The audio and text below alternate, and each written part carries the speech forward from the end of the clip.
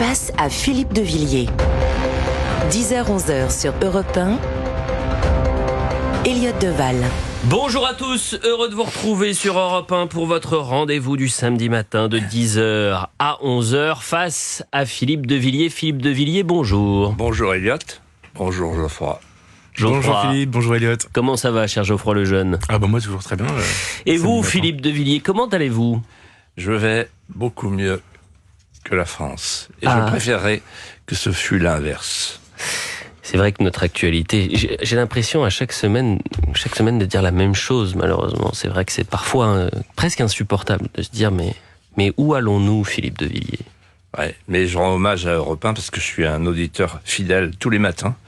C'est formidable. C'est vraiment la radio qui dit la vérité, la radio qui est toujours en avance, la radio qui anticipe, et avec une bonne humeur, une jovialité, une jeunesse d'esprit qui fait plaisir à entendre. Avec un chef d'orchestre le matin, Dimitri Pavlenko, bien sûr. Ah bah, quel chef d'orchestre! Ouais.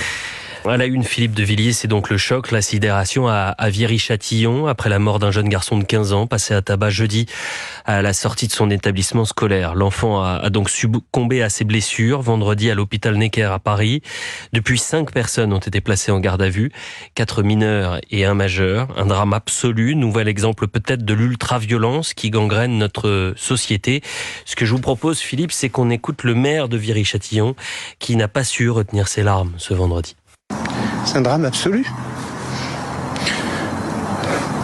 Les enseignants, ils sont par terre. Ses copains aussi. Puis nous aussi. Sauf que nous, on souffre comme ça. Mais j'imagine sa maman. Dans quel état elle doit être? Il avait juste tout pour avoir une vie agréable, une belle vie. Pour avoir une amoureuse, pour pouvoir vivre, pouvoir faire du sport. Et puis là, finalement, il y a quelqu'un qui se décide de faire autrement. Il y a des fous furieux qui disent que pour X raisons, j'ai le droit d'enlever la vie. Geoffroy Lejeune, vous avez une question pour Philippe. Philippe, on connaît pas encore d'ailleurs tous les détails de ce drame, mais votre force, c'est la raison pour laquelle on vous écoute avec plaisir, Elliott et moi, et que de nombreux téléspectateurs vous écoutent le vendredi soir, c'est de réussir à donner en général un sens à l'actualité. Est-ce que vous y trouvez un sens à ce drame? Oui, hélas. Vous avez raison, il faut aller au fond des choses. D'abord, je voudrais dire une chose. Un maire qui pleure sur sa population, sur l'un de ses habitants, ça donne une image assez vraie de ce que sont les maires de France. Ce sont des élus qui sont capables de pleurer sur ce qui arrive à leur population. Et je trouve que ce maire, quel qu'il soit, je le connais pas, je sais même pas d'où il vient, quelle est son étiquette, mais peu importe, il honore son mandat. Je dis ça parce que ça m'a touché. Bien sûr, on pense à la famille, on n'a aucun détail, mais on sait que c'est un acte de barbarie. Et en fait, moi, je me disais tout à l'heure, quand j'ai appris la mort du jeune homme, la cause profonde de tout ça, comme Samara à Montpellier, c'est que nous avons perdu notre civilisation. Je m'explique. Et je vais être très concret. La civilisation, c'est apprendre le goût de la conversation. Quand vous n'avez pas de conversation, vous avez la violence. La civilisation, c'est la courtoisie, la politesse, ce qu'on appelait les civilités élémentaires, qui faisaient dire à Camus, un homme, ça s'empêche. Et là, ça s'empêche plus. Philippe, si je puis me permettre de prolonger la question, en fait, cette affaire, on a l'impression, même si c'est un drame à chaque fois, de l'avoir déjà commenté. Il y a eu l'affaire Yuri il y a quelques années maintenant, sur la dalle de Beaugrenelle, frappée non pas à mort, mais par d'autres élèves. Le phénomène de bande, on le connaît. On a commenté ici il y a pas longtemps Crépol, et vous avez parlé de civilisation. Emmanuel Macron d'ailleurs avait parlé de décivilisation il y a à peu près un an. Il avait lancé le mot. Un peu, ouais, absolument. Est-ce que vous pensez qu'il est possible d'espérer une recivilisation? On est dans une impasse. Quand vous êtes dans une impasse, il faut faire demi-tour. Donc, il y a deux solutions. Soit on retrouve notre civilisation, soit on retrouve les civilités élémentaires. Et on a quelque chose à dire aux élèves de France, et notamment aux nouveaux venus. On a quelque chose à leur dire pour qu'ils se mettent à aimer la France. On n'aime pas des codes, ça suffit pas.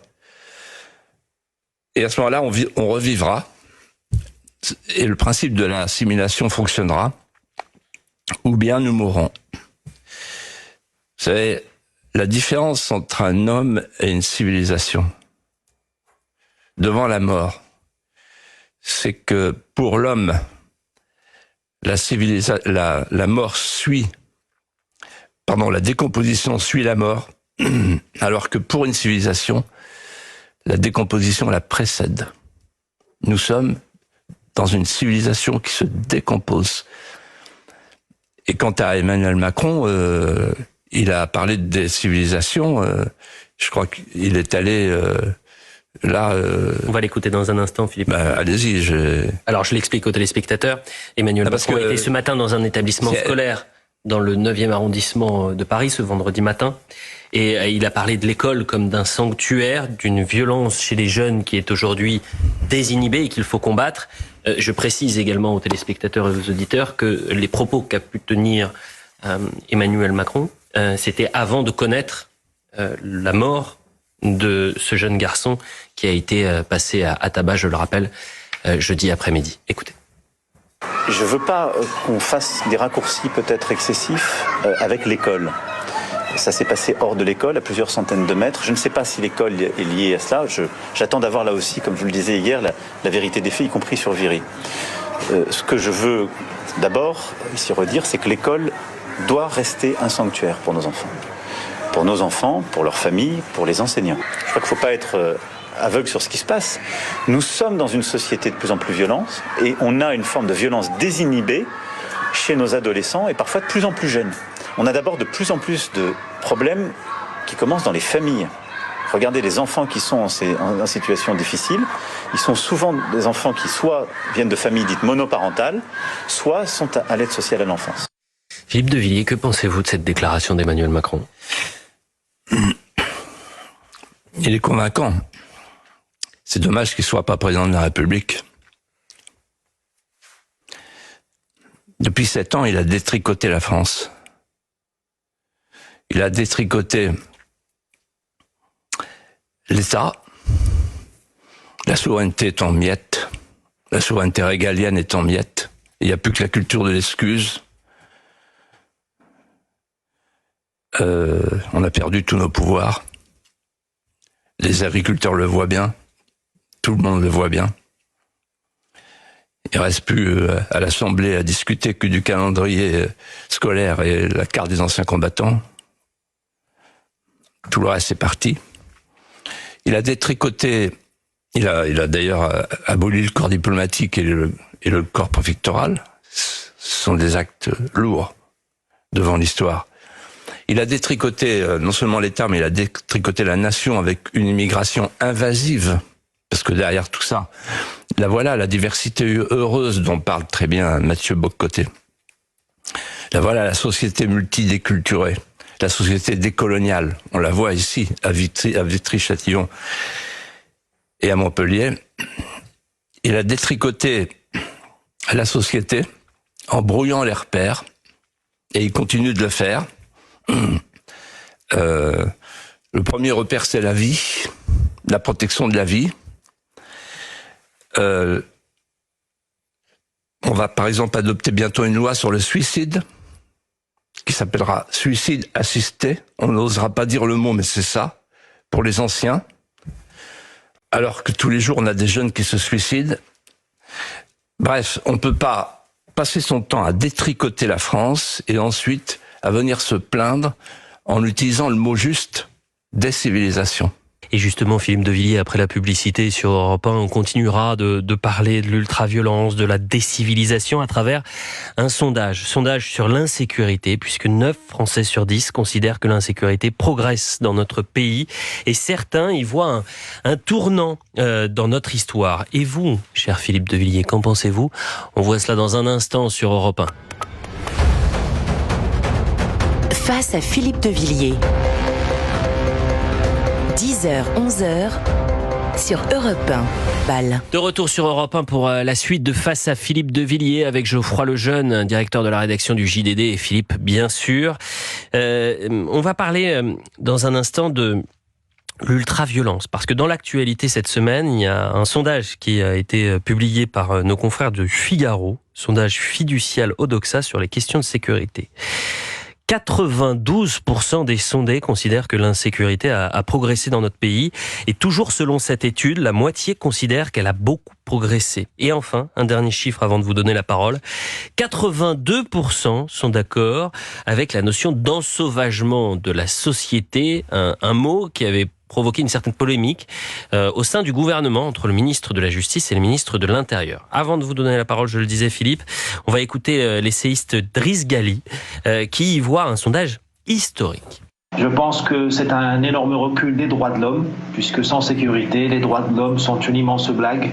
Un immense recul de l'égalité, puisque si on a peur du voyou, c'est qu'on est dominé par le voyou, par les personnes violentes, et qu'il y a une rupture d'égalité. Donc une rupture très profonde dans la République, c'est très grave, et le gouvernement ne semble pas vraiment prendre la mesure de ce véritable recul. C'est un moment historique. Geoffroy Lejeune. J'ai 2 questions en réalité. Premièrement, est-ce que vous pensez que le ressenti des Français, en effet, aujourd'hui a atteint un niveau en fait qui fait que le diagnostic est devenu inévitable? Et est-ce que vous pensez qu'il y a un déni de la part des élites qui dirigent ce pays? Et si oui, pourquoi? Je vais répondre à la deuxième question. La première, la réponse est évidente. C'est c'est un tremblement de terre en fait. Ce sondage.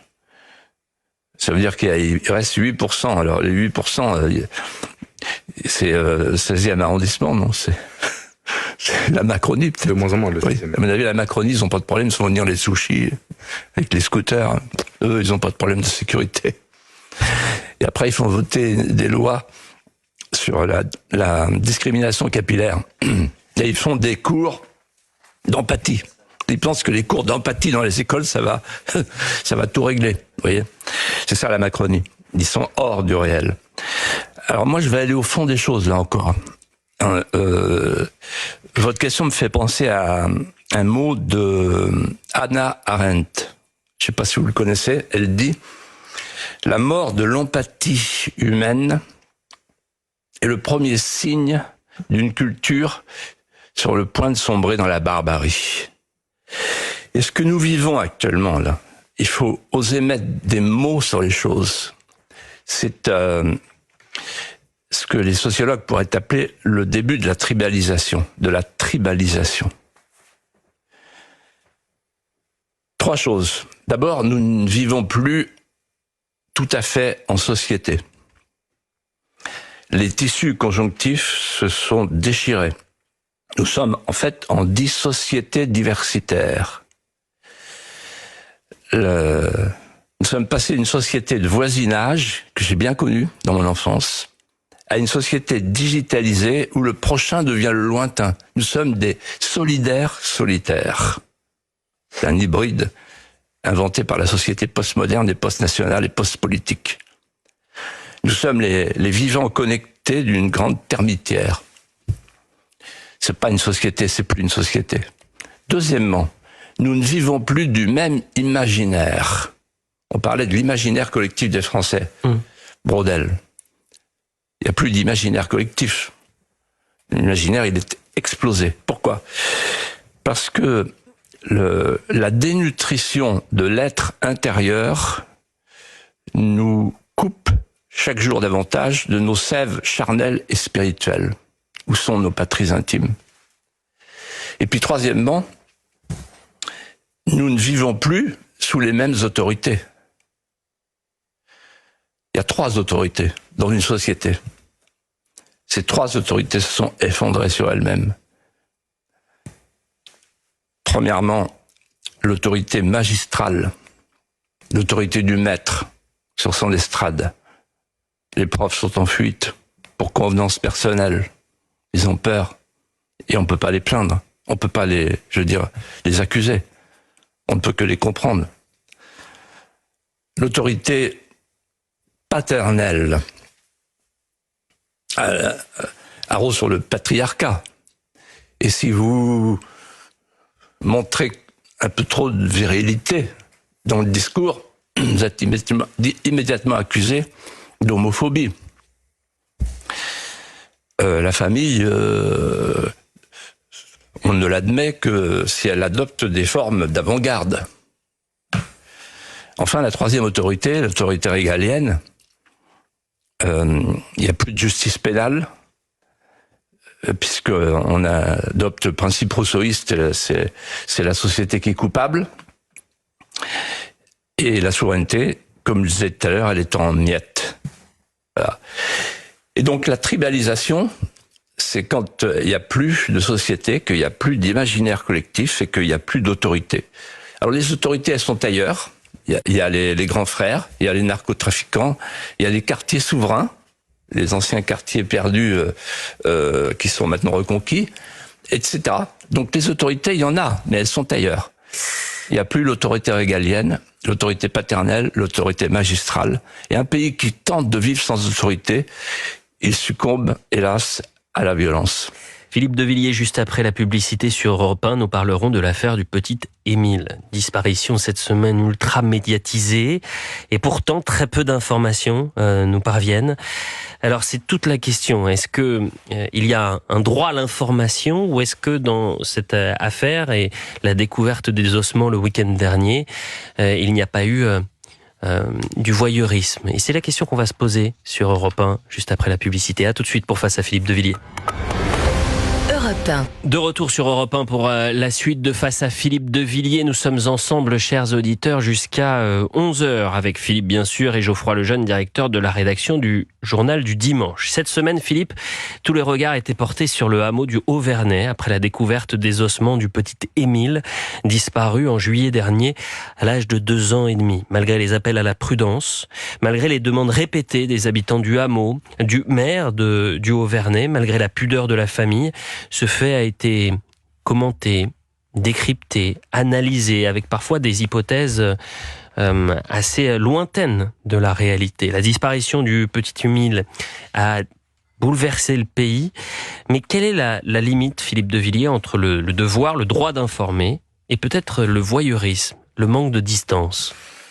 Je vais vous faire une réponse qui va vous surprendre, en m'adressant aux téléspectateurs et en leur disant: si vous vous interrogez sur la différence, à vos yeux, qui existe entre CNews, Europe 1, C8, Canal+, et les chaînes mainstream, comme on dit, là vous avez une illustration. D'abord parce que ici sont traités les faits divers quand ils sont des faits de société. Sinon, on laisse faire la justice.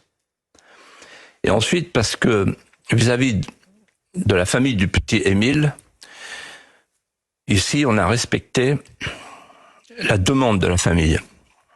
La demande de la famille, c'est « laissez-nous tranquilles, laissez faire la justice ». Qu'est-ce qu'on constate aujourd'hui en France?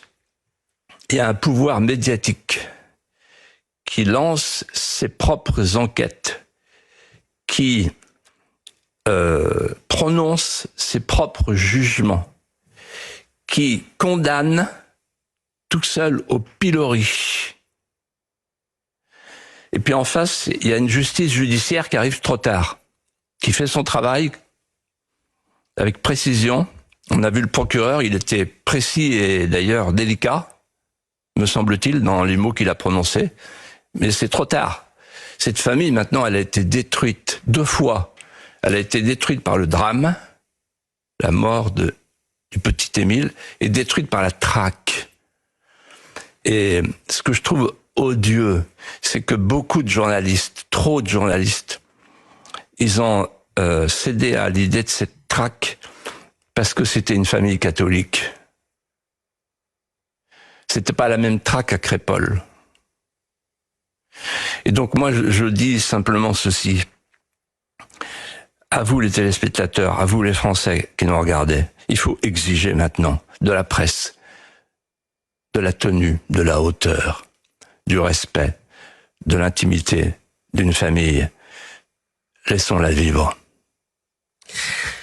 Après ce sujet ô combien lourd, Philippe de Villiers, parlons d'un autre sujet politique et sociétal, puisqu'on va parler du cannabis. Il s'avère que cette semaine, lundi, 1er avril, ce n'est pas un poisson d'avril, l'Allemagne a décidé de légaliser le cannabis dit récréatif.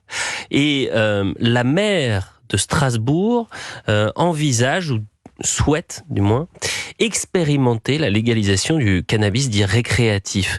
Philippe de Villiers, est-ce qu'on n'est pas en train de perdre cette guerre contre le trafic de drogue et notamment contre le cannabis quand on envisage de légaliser, même à titre récréatif, le cannabis? C'est un sujet que je connais bien parce que quand j'étais président du Conseil général de la Vendée pendant 25 ans, j'ai eu à affronter ce problème. Donc, je me suis entouré de conseils scientifiques et je peux dire la chose suivante. Sans risque d'être démenti, sauf par les rigolos de kermesse et toutes les puissances d'argent qui sont derrière. Alors, légaliser le cannabis, disent-ils, les tenants de la légalisation, c'est pour lutter contre la drogue. Faut pas se gêner. Alors, premier argument, en légalisant le cannabis, on va s'attaquer au crime organisé et dégonfler les énormes bénéfices du crime organisé. Alors, la question qu'il faut se poser, c'est est-ce que ça existe quelque part? Je donnerai 2 exemples. La prohibition aux États-Unis, en 1933, quand l'interdiction de l'alcool a été levée, on a eu 2 conséquences de cette décision. Première conséquence, le crime organisé, la pieuvre a étendu ses tentacules. Et deuxième conséquence, la consommation d'alcool a augmenté. Un autre exemple plus récent, le Colorado, moins connu. Dans le Colorado, la légalisation du cannabis a conduit à l'extension du marché noir mafieux et à une consommation supérieure.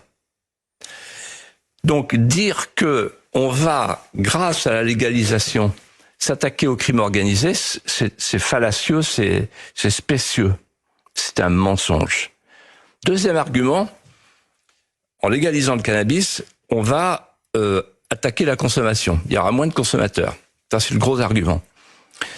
Récemment, Dimitri Pavlenko, toujours très précis dans ses éditoriaux, a dit sur ce plateau, chez Christine Kelly, voilà, au Colorado, depuis la légalisation, il y a 38% des jeunes de 18 à 24 ans qui consomment du cannabis.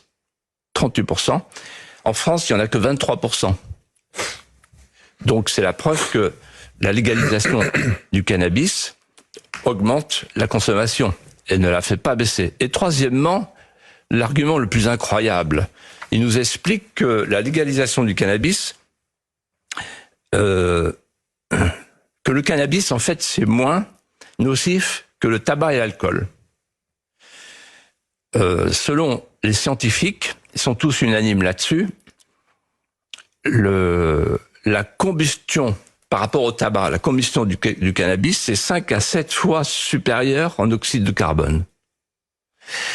Et les conséquences du cannabis, pour qui en prend régulièrement, ce sont des déficits cognitifs, un danger cardiovasculaire et une destruction des cellules du cerveau.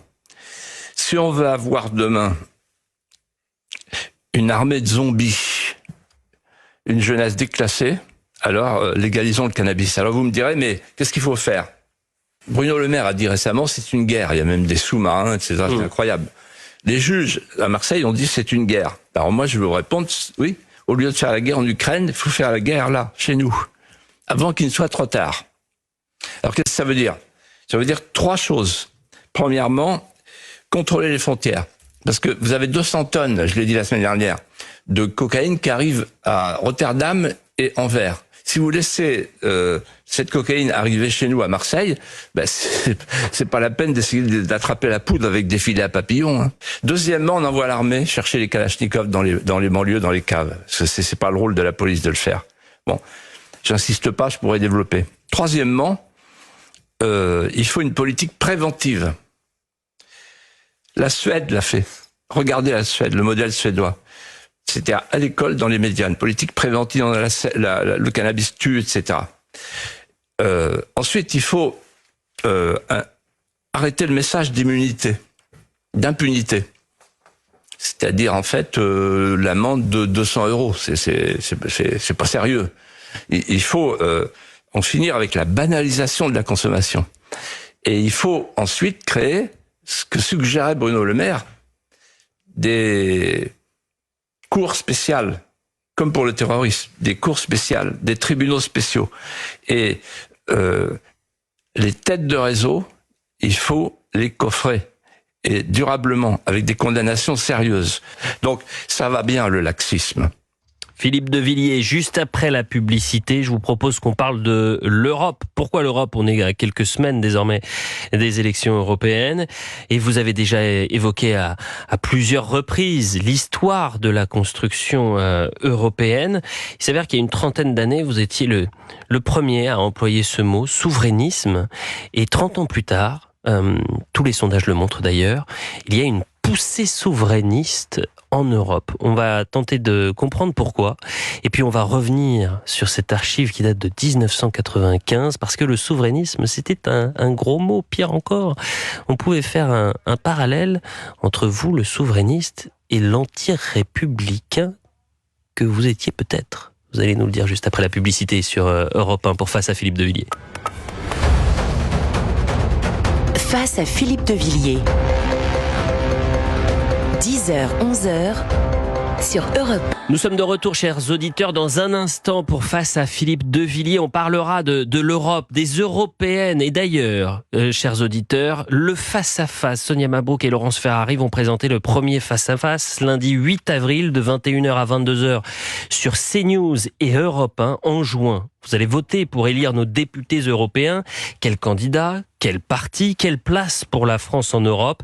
Lundi soir, Valérie Ayé, tête de liste Renaissance, et Marion Maréchal, tête de liste Reconquête, sont les invités d'un face-à-face politique sans concession, arbitré, je le disais, par Laurence Ferrari et Sonia Mabrouk. Européenne 2024, le face-à-face, lundi soir de 21h à 22h, en direct sur CNews et Europe 1 en partenariat avec le JDD. Ne ratez pas ce rendez-vous et restez avec nous, car dans un instant, nous reprenons Face à Philippe de Villiers sur Europe 1. Lidl, réélu encore et encore meilleure chaîne de magasins de l'année dans la catégorie supermarché. Allô patron, ça va? Non, là j'en ai ma dose. Oh bah c'est pas fini patron, hein. En ce moment chez Lidl, avec l'offre Super Week-end, les 40 tablettes pour lave-vaisselle dont 4 tablettes offertes sont à 4,79 €. 4,79 € les 40 tablettes. Ah bah ça c'est du propre. Ah bah oui, hein. Et une telle offre, nous ne savons pas faire. Ah bah on est salement mal. Tu vas voir à ton tour, je te passe un savon. Lidl, le vrai prix des bonnes choses. Offre valable jusqu'au dimanche 7 avril. Plus d'informations sur Lidl.fr. C'est la nouvelle Opel Corsa électrique. Avec plus de 400 km d'autonomie. Elle est cool à conduire. Des 99 € par mois en électrique ou essence. Découvrez nouvelle Opel Corsa disponible immédiatement dès 99 € par mois.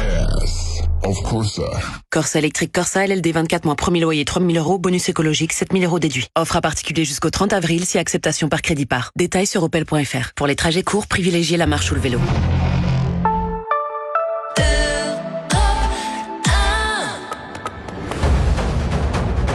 Face à Philippe de Villiers. 10h-11h sur Europe 1. Elliott Deval. De retour pour la suite et la fin de Face à Philippe de Villiers. Nous sommes toujours ensemble jusqu'à 11h ce samedi matin. Geoffroy Lejeune est également présent. Philippe de Villiers, on va continuer de parler de l'Europe, avec une montée du souverainisme un peu partout sur le continent. Alors d'ailleurs, ça provoque la panique du côté des européistes qui y voient un danger majeur pour l'Union européenne, jusqu'à identifier le souverainisme de l'anti-républicain. Voilà où on en est en 2024. Mais il y a 30 ans, c'était déjà la même caricature. Et d'ailleurs, vous étiez la cible des politiques et des journalistes, puisque vous étiez l'inventeur, le penseur du mot souverainisme. On est en 1995, en pleine campagne présidentielle. Vous êtes l'invité du lundi de l'information. Vous êtes interrogé par tous les plus grands journalistes de l'époque.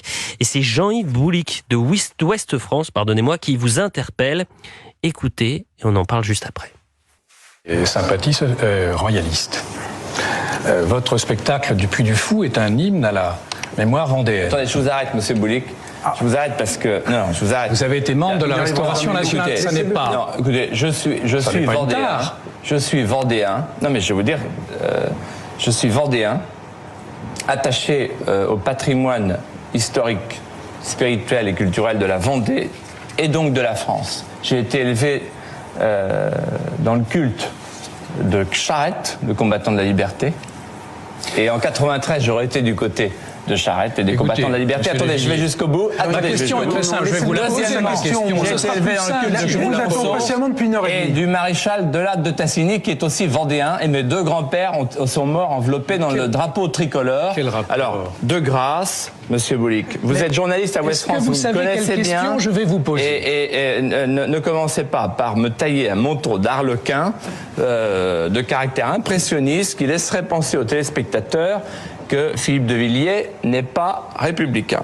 Eh bien, ma question était toute bête, monsieur Villiers. En effet, c'était est-ce que vous aimez la République? Ben voilà. Voilà. Ben voilà. Vous voyez que c'était pas la peine de faire tout ce déballage. On m'a appris petit à chanter la Marseillaise. Et quand je chante la Marseillaise tous les soirs dans mes meetings, j'ai les larmes aux yeux. Est-ce que vous aimez l'État aussi? Est-ce que vous aimez l'État et le service de l'État? J'aime l'État et j'aime le service de l'État. Oui. Et on m'a appris aussi ce que veut dire le drapeau tricolore.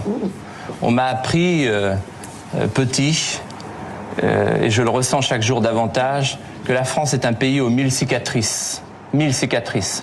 Une marqueterie de traditions qui se superposent et qui harmonieusement composent comme les strophes d'un long poème en déposant en chacun d'entre nous, vous, monsieur Boulic, et moi-même, vos enfants et mes enfants, en déposant une harmonique singulière qui ne cessera de résonner toujours.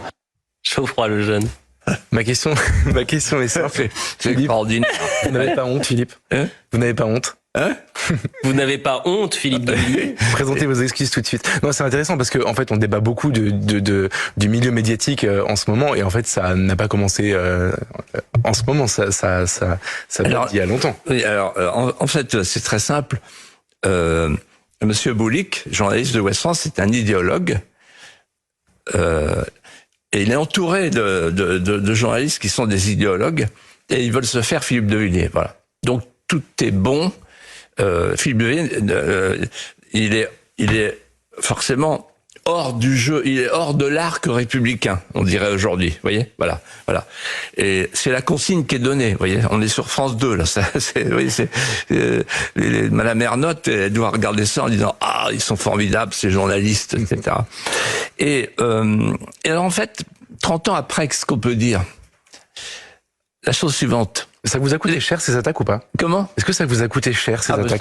Ça m'a démantibulé. Oui, parce que les gens qui regardent la télé avant qu'existent ces news, ils se disent c'est la parole d'évangile, c'est la Bible.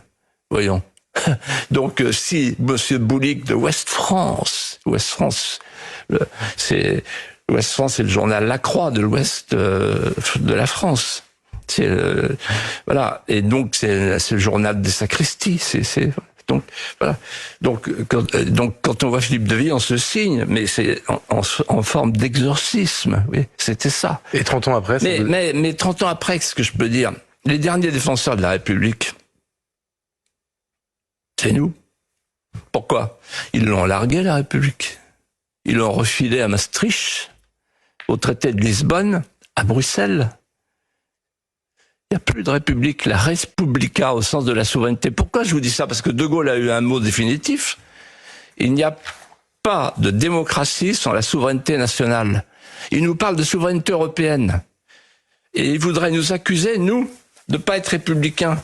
Mais alors, bon, on a quand même le droit, j'ai quand même le droit de dire que je préfère Louis XIV à Macron, que je préfère Talleyrand à Séjourné,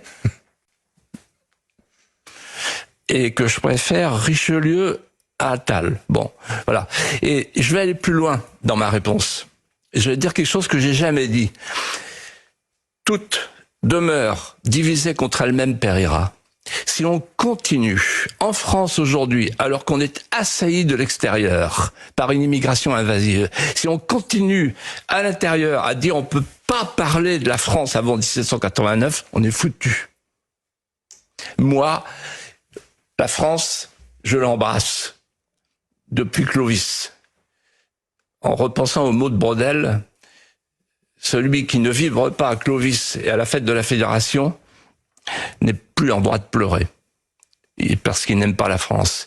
Donc, la France, comme on disait chez moi, il faut savoir trier la mojette. Mais quand on embrasse la France, on embrasse toute la France. Tout. On ne choisit pas ce qu'on embrasse. C'est comme une famille.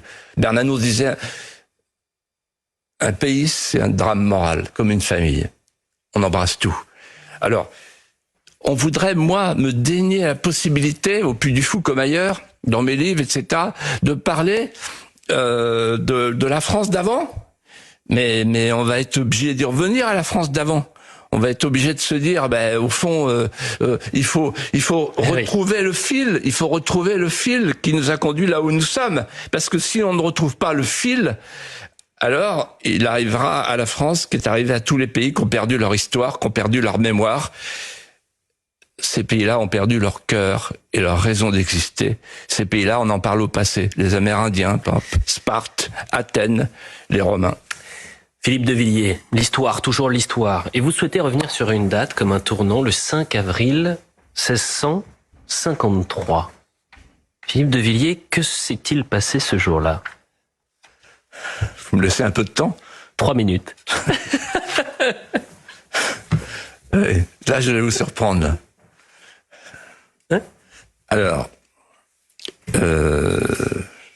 c'est une histoire de famille qui commence à tourner dans les Pays-Bas espagnols. Par le plus grand des hasards, il y a un terrassier qui, d'un seul coup de pioche, crève une tombe de conséquences. Immédiatement, une délégation de plénipotentiaires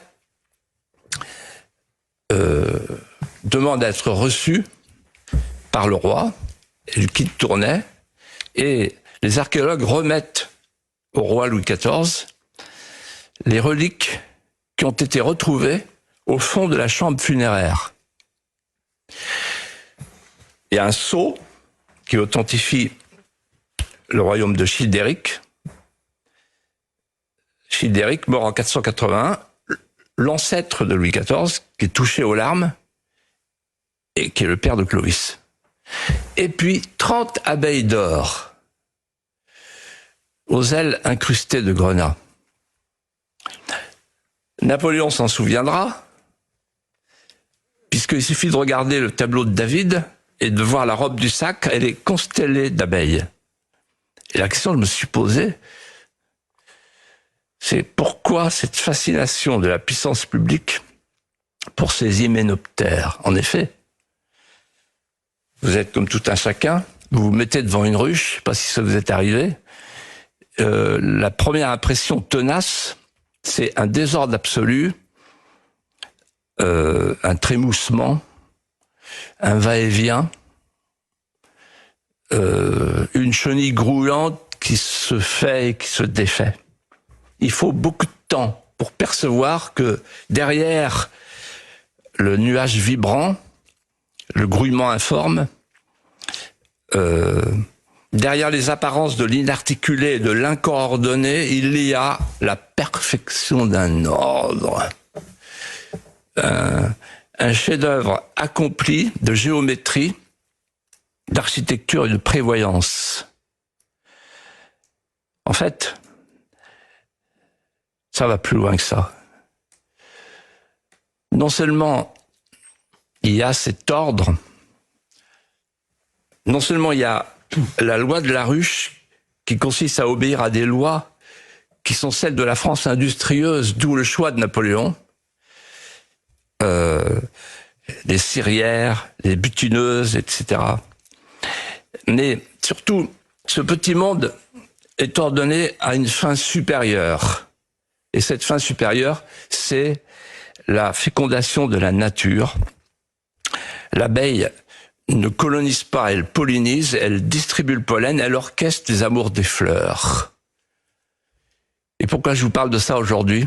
Parce que je sais, par mon ami Franck Alétru, grand apiculteur devant l'Éternel, qui m'a initié aux grandeurs de la cité du miel, au murmure prodigieux de la cité du miel, qui m'a expliqué ce que c'était le programme du printemps, la fête des fleurs et la danse du soleil, quand l'abeille plonge dans la corolle pour aller chercher du nectar, parce qu'elle est attirée par l'odeur du calice.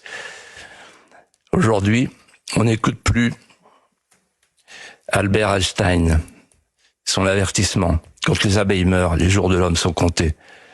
Parce que sans l'abeille, il n'y a plus de pollinisation, il n'y a plus de fleurs.